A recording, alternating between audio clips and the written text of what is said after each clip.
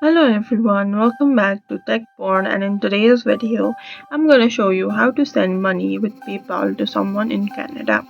So if you want to be able to send money to someone living in Canada using PayPal, then follow along. First of all, open your PayPal account and log in. Now go to the send section. Now search their name, username, email or phone number.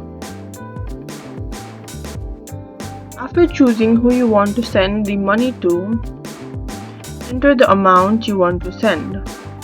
Now at this side you will have an option to choose which dollar and click on the Canadian dollar. Now you can also add a note if you want, and you can scroll down and click on next. Now if you have not linked your card, then link it and then you will be able to send the money. And that's it. Your money is sent through PayPal to someone living in Canada. Thank you for watching and follow along for more tips and tutorials.